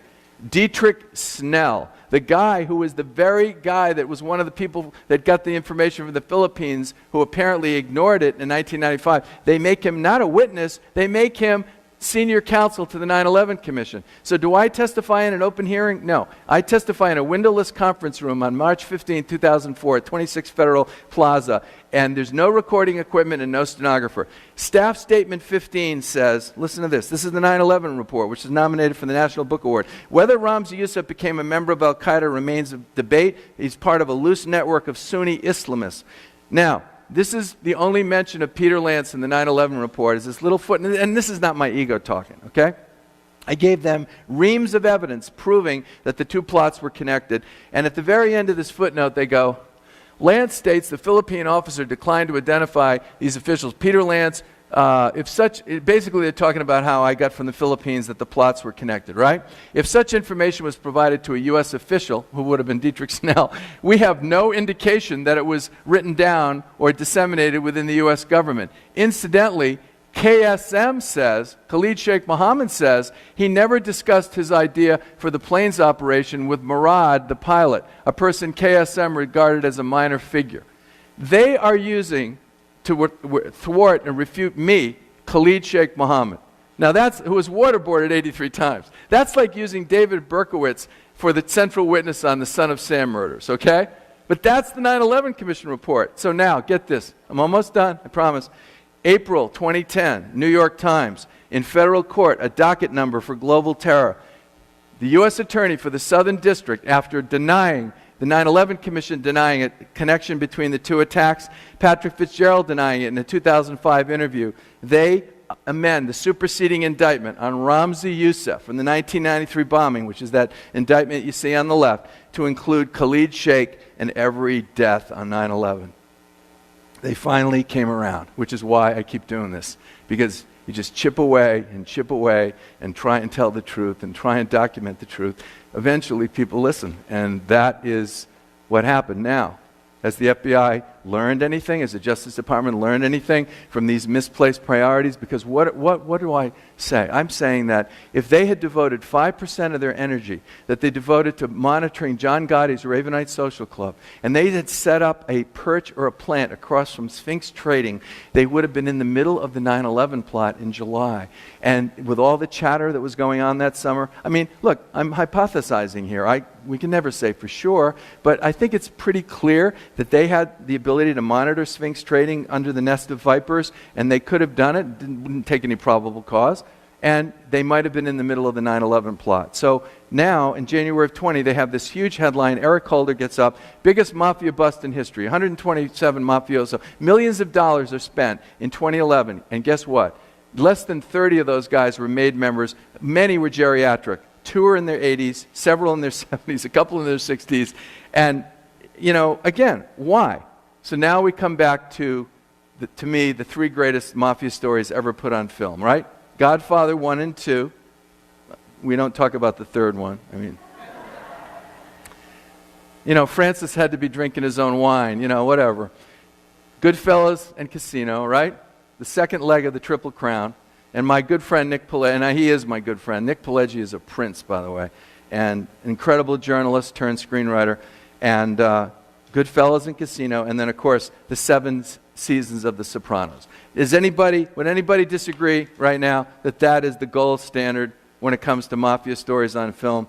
How do you outdo that? How do you do any more than that? How do you tell a different mafia story? And well, I would submit to you, this book, Deal with the Devil, that you can, if you choose to, your mission, should you choose to accept it after this, if you want to buy a copy, they're out there. This book ties these two stories together. This incredible mafia story with this incredible terrorism story. And why should we care? Because 9/11 remains a cold case. The greatest mass murder in American history. There's never been a trial, okay? They've done Khalid Sheikh down in Guantanamo. That's a joke, okay? That's not a trial. And, there was a lot of people lobbying. They wanted to have the trial in New York. They could have had it on Governor's Island, which is part of New York City, would have been completely safe. I say we need that trial to happen. We need Khalid Sheikh Mohammed to stand for those crimes. Ramzi Youssef needs to be in the dock. Bring him out from the Supermax. Put him in the dock. Put him there. And let's have, the 2,700 people who died that day and their relatives have some kind of justice. That's it.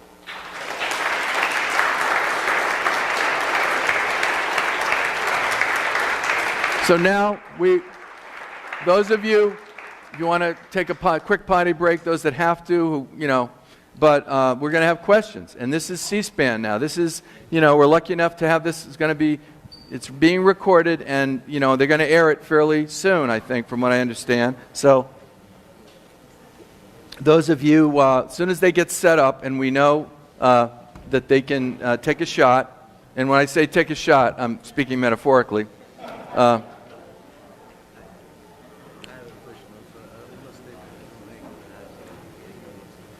Why don't you do me a favor? It's kind of look. Do me a favor. Just contact me this way because it's not fair to these people. We got a program in progress.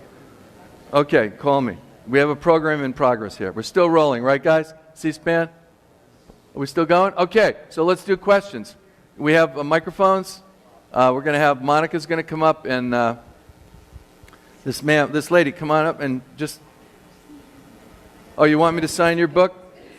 I don't even have a pen, so oh, you have a pen. Okay, sorry. What's your name? And then I have to make it real quick. Brandy. Okay, Brandy. Okay, I'm sorry. Thank you. Thanks for hanging in there. All right, good. Spread the word. Oh, wait, let me have one of my cards so you can tell your friends, okay? All right, thank you. First question, this man in the front row. All right. Yeah, you're ex-bureau, right? You've been taking notes throughout the whole thing. All right. Mr. Lance, outstanding presentation. Given your extensive knowledge and exposure of organized crime, Al-Qaeda, and the FBI, what gives you the confidence and, more importantly, the courage to write these books? I mean, Al-Qaeda is still around. The FBI's around. Is the mafiosa dead? Well, I think the traditional, there's no doubt that can we close those doors, by the way? I'm sorry to be doing this on C-SPAN. Can we just close that door? The traditional Sicilian mafia has been broken, and you have to credit Lynn DeVecchio and the agents in the New York office who got Scarpa, who got that probable cause, because the Mafia Commission case that Rudy Giuliani brilliantly prosecuted brought an end, so can we close that door? Brought an end to organized crime as we knew it. It was the beginning of the end where guys started flipping with reckless abandon. So you have to give credit where credit is due. What I'm trying to say, my overall message is, when we step back and look at history, every day we're rewriting history, right? We're reevaluating things. And I desperately want the FBI to become a better organization. My children live in New York, I mean, I don't want to see New York hit again. I love America. I love the FBI. I think it's a great agency. And the only way it's ever going to improve is by going back and looking at what the faults were and correcting them. This is true of any institution. So I keep writing these books and say, just because that's what I want. I want to rewrite history to the degree that it's possible. So anyway, I don't know if that answered your question. Anybody else, please? This nice lady here in the front, whose name is Agatha. I happen to know your name. Go ahead. Have you ever personally been threatened or sent any kind of threat to your life for exposing some of this? I wasn't physically, well, I've had a couple of death threats that come in on the website, but I was, Patrick Fitzgerald, this very powerful U.S. attorney that I talked about, who was the head of organized crime and terrorism in the Southern District, spent 20 months from the fall of '07 to the summer of '09 trying to kill my last book, Triple Cross. I mean, literally threatened, 32 pages of letters threatening to sue for libel, me and HarperCollins. Didn't have a prayer, didn't have a case, and he knew it because he's a brilliant attorney. The New York Times versus Sullivan case says that even truth is an absolute defense. And my books were, Forbes called my last book impeccably researched. I'm super careful with what I write about. I have a law degree from Fordham University School of Law, a master's from Columbia J School, so I'm careful. And Fitzgerald knew that he did, but he was, when I went to law school at Fordham, we had this great judge named McLaughlin, who was a former judge who taught evidence. And Judge McLaughlin said the first day of Evidence 101, he says, ladies and gentlemen, if you're in court and you don't have it on the law, pound on the facts. If you don't have it on the facts, pound on the law. And if you don't have it on the facts or the law, pound on the table. All right, well, that's what Patrick Fitzgerald did for 20 months. He pounded on the table to try and intimidate me and the largest English language publisher in the world. We revetted my entire book out of an abundance of caution because of who he was. He sent his second letter. He faxed it, Office of U.S. Attorney, as if to chill us. In my website, peterlance.com, I did a piece for Playboy, and yes, they do have articles in Playboy. I did this piece in June of '09 called The Chilling Effect about that. So, which is more intimidating, to have some guy call up and make a death threat over the phone, some anonymous person, or send you an email to your website, or have the most powerful lawyer in the Justice Department gunning for you, metaphorically speaking? Thank you for your tenacity. Thank you. That's actually the name of my company. It's called Tenacity Media Group. Really, it's true.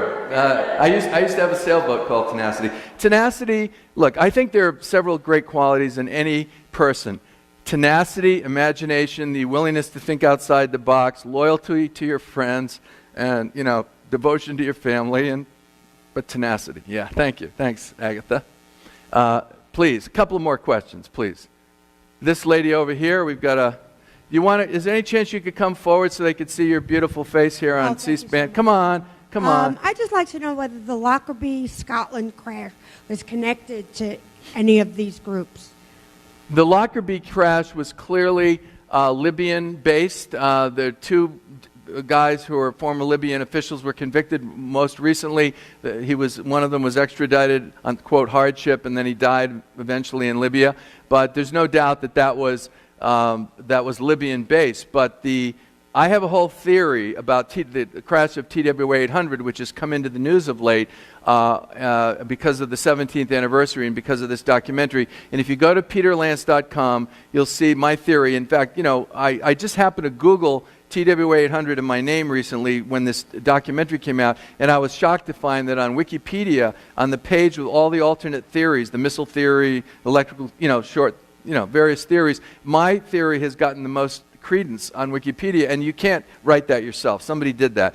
So in my second book, Cover Up, I actually cover this, and on peterlance.com, those of you who are interested, I believe the TWA 800 crashed as a result of a bomb that was placed on board to get a mistrial in Ramzi Youssef's Bojinka case that summer. There's even a 302 from Greg Scarpa to the FBI saying Youssef is going to have a plane blow up to get a mistrial. The day after the most damaging evidence was going into trial from Colonel Rodolfo Mendoza of the Philippines, Murad's confession, Youssef says, mistrial, Your Honor, because the plane blows up, right? And they denied it, and other reasons I won't get into the specifics right now, but I really believe that there's extraordinary evidence that that was a bomb and certainly not an electrical short.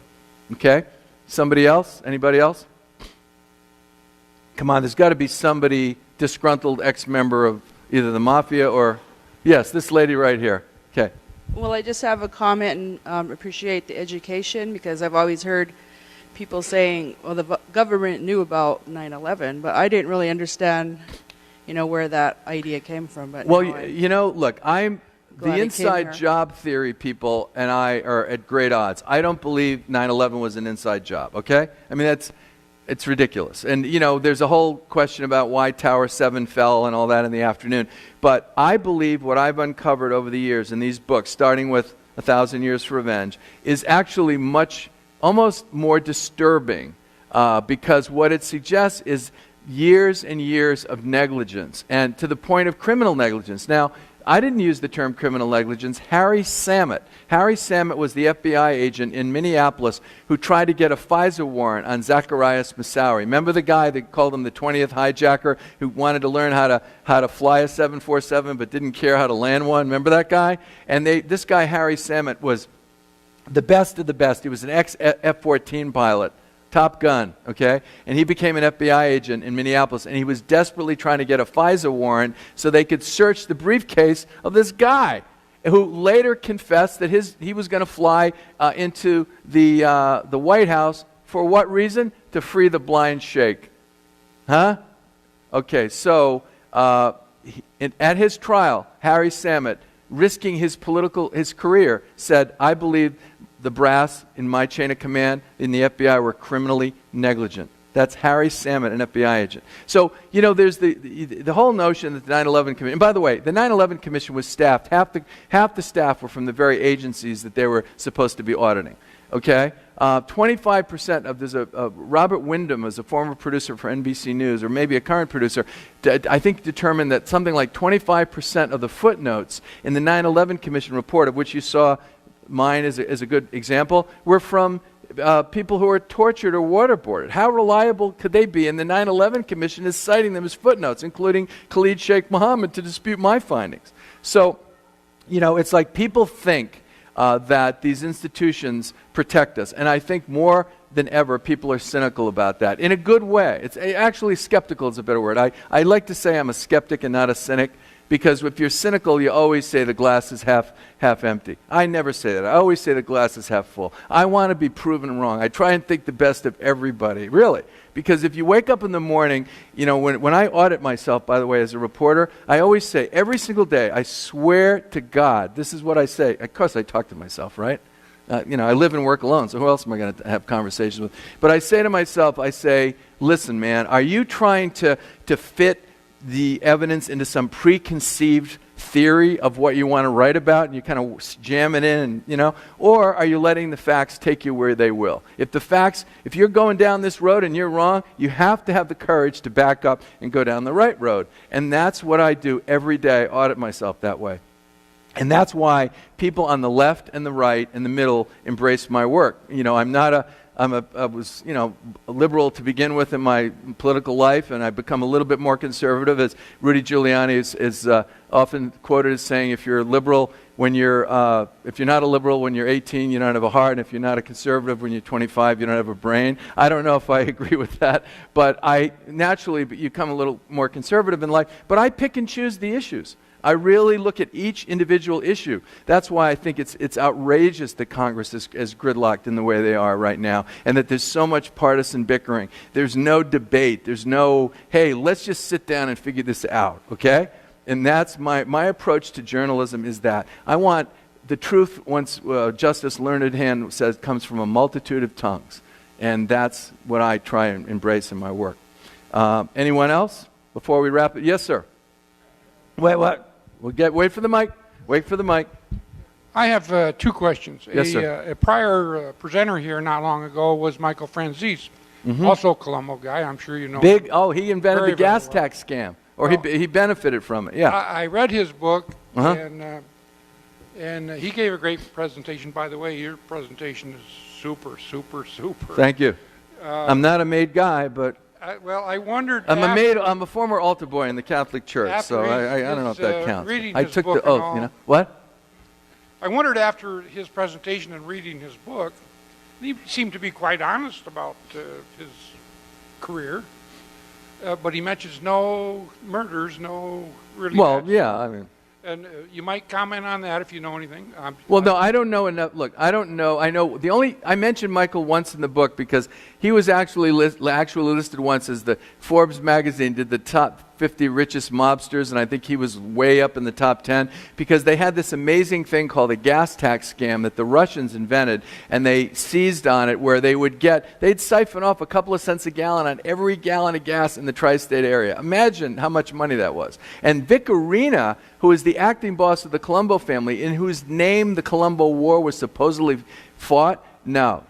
I make a case in my book that Vic Orena, and if the cameras are still rolling for C-SPAN, which I hope they are, Vic Orena is innocent of the murder that he's doing life for. Now, he may have done other things, and if he gets paroled and they want to indict him for something else, that's a different story. But the Tommy O'Sera murder, I spend a lot of time in my book saying that Vic Orena was innocent of that. And he was such an incredible earner for the family because he participated in that. But he was anti-drug, and he really wasn't a violent guy, which is why Scarpa wanted to eliminate him, because Scarpa wanted to take over. So anyway, that's my answer about Francesi. I know much less. But go ahead. Second question? One question I've always had, I've never understood, and you can go to the teens, the 20s, the 30s, 70s, 80s, 90s, go wherever you want. Some of these guys make huge, huge amounts of money. Why isn't there a pot in Switzerland or the Caymans or somewhere, anywhere? And why don't we read or hear 2 generations later, 3 generations, 4 generations, that these families, the grandchildren, great-great-grand, they're still super monies there? Well, you know, it's funny. Invariably, all the families that I interviewed, and I got to talk a lot to Anthony Casso Jr., okay, the son of Gaspipe. And he doesn't have, and I don't think he would mind me saying this, the poor guy is broke, okay? And so if there's a pot of gold out there, and his dad's been in prison for a long time, and he could have communicated it where it is if it was there, most of these guys, they just burn through their money. Because if you really think about it, who becomes a member of a group where if you get up in the morning, you could be dead by the end of the day? Remember the story about Donnie Soma walking into the social? Who even does that? And the answer to that are the guys that I talk to, the ex-wise guys, or the, you know, they say, hey, it's the money, Peter. It's not just the money, it's the power. Because a lot of these guys are not functionally illiterate, but they're not well educated. And if they were on their own having to do things and just accomplish something in life, they couldn't do it. But to say, hey, we're with the Colombos, you know what I mean? You get it? That imbued them with a level of power, especially if they were in a crew like Greg Scarpa's crew. So they never really had to learn what you and I have to learn in life, how to do things, how to solve problems. You know, and then they'd go to jail, and then the ones that would come out after 20 years in jail, they were completely clueless. So anyway, I don't know if that answers your question. How about, can we do like, is this the longest show in the history of C-SPAN? I don't know, but why don't we do one more question? Why don't we take one more question? Yes, this lady over here. I have a 2-part question. What ultimately happened to Ali Mohammed? And when I hear of someone infiltrating our own military, was there connections between the men you researched and the Closer to the mic. Sorry. and the Fort Hood shooter? Oh, that's a great question. All right. Could you repeat your question one more time, because it's a really great question. What ultimately happened to Ali Mohammed? Mm-hmm. And then knowing that he infiltrated our own military, were there connections between the men that you presented on and the Fort Hood shooter? Okay, excellent questions. First of all, Ali Mohammed remains the greatest enigma in the war on terror. Ali Mohammed was one of the reasons I think Fitzgerald came after me, and he literally wanted the hardcover of my book shredded, and he wanted no paperback to ever see the light of day. I'm speaking in general terms of what he was demanding. I have an incident in the book where Ali Mohammed had become an FBI informant on the West Coast as early as 1992. And he had this empty suit of a control agent named John Zent. And John Zent, for his own, had issues of his own, like his daughter was involved in this incredibly, not the daughter, but she was romantically connected to a guy who killed his parents. It was this incredibly violent murder case that occupied John Zent for years. So he was the perfect guy for Ali Mohammed to have as his control agent, because he wasn't really watching, if you will, in my opinion. So Ali Mohammed gets busted in, I think in '93 in Vancouver. The Mounties do their job. He's busted in Vancouver International Airport, bringing in an Al-Qaeda agent named Marzouk to the United States, and the system works, okay? They find out this guy Marzouk, they see this guy Ali Mohammed waiting, they put him in, and they sweat him. I'm sure in Canada they don't do the equivalent of NYPD Blue. You know, they don't, it was probably a very polite, out and about kind of interrogation for 12 hours up in Canada, but nonetheless, they really put the fire to Ali's feet, metaphorically, and finally he says, he writes the number down. It's John Zent's number. Call this number. They call the number, John, oh yeah, he works for us. They let him go. What does he do? He goes very shortly thereafter to Kenya to begin the surveillance for what would become the African embassy bombing plot 5 years later. He was one of the principal instigators, planners of the African embassy bombing plot. Okay? Now, cut to 1990, during the Day of Terror case. I told you it was like the World Trade Center bombing, and then they had this, what I call kind of the makeup case for not stopping the bombing, this Day of Terror case where they convicted the Blind Sheikh and all these guys. Ali Muhammad wanted, one of the defense attorneys wanted to subpoena Ali Muhammad to testify because he was kind of a living witness to what was going on with the feds all these years, right? It would have been a good defense witness. And Andy McCarthy, the lead prosecutor on the case, actually flew to California and met with Ali Muhammad not too long before, and Ali Muhammad suddenly doesn't show up at trial. He's not there. He even encouraged a missing witness admonition to the judge. So the feds did not want Ali Muhammad to testify for obvious reasons because it would have been embarrassed. Now, let's cut to October 1997. Patrick Fitzgerald flies. Ali's living in Sacramento. He's honorably discharged from the U.S. Army.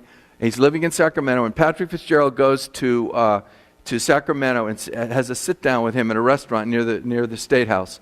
And Jack Clunan is there and another FBI agent. And Jack Clunan told me this story, this ex-FBI agent. And Patrick Fitzgerald naively thinks he's going to turn this guy, Ali Muhammad. And Ali Muhammad looks at Patrick Fitzgerald. And remember, the way they convicted the Blind Sheikh was for sedition, seditious, like treason, basically, against the United States. And Ali Muhammad, who has sworn 2 oaths as an immigrant and as an army enlistee to America, looks at Patrick Fitzgerald and says, I love bin Laden. I don't need a fatwa to attack America, and I have X number of guys, sleepers, right now. I could activate. F you, Pat. And he gets up and he walks out of the restaurant. Patrick Fitzgerald turns to these agents and says, that is the most dangerous man I have ever met. We cannot leave him on the street. And yet, they left him on the street for X number of months. The bombs go off in Africa, 200 and some dead. And they wait a month. They finally they arrest him. And guess when they go to arrest him, what they do? They get him in a hotel room in New York, and they let him go to the bathroom. Now, the Police 101, from everybody that's ever watched CSI Miami or Dragnet, knows that as soon as you put the cuffs on somebody, you search them, whatever. That's what you do. Before they put the cuffs on him, they let him go to the bathroom, and he later admitted that he flushed key information down the toilet, including Dr. Ayman al-Zawahiri's location, the number 2 guy in Al-Qaeda. And guess what happened to Ali Muhammad? He's a John Doe. They put him in a John Doe warrant for weeks and weeks and months because they don't want the media to know about it. They finally cut a deal allowing him to avoid the death penalty. Is he the number 1 witness for Patrick Fitzgerald in U.S. versus bin Laden, the embassy trial? No, never appears. He's in some custodial witness protection forever. He's got seals upon seals on his case. I tried to get to him, could not get near him. Now, if they ever do the 9/11 trial in New York, which I pray that they do, he needs to be one of the top witnesses, Ali Muhammad, because he will peel back the layers of all these years of negligence. As to Fort Hood, if you go to peterlance.com, I did a 2-parter on Fort Hood and its connection to al-Awlaki, the guy that was later targeted by the drone and killed, his connections to Hassan. But I found no connections between Hassan and Ali Muhammad. And that has to wrap it up. We're almost at 2 hours, which is just enough time for C-SPAN to make a couple of announcements before the next program. I've really enjoyed this. I hope you have. And I want to remind you of the great words of Justice Louis Brandeis. When it comes to government and secrecy and the desire of the people to know the truth, sunlight is the best disinfectant.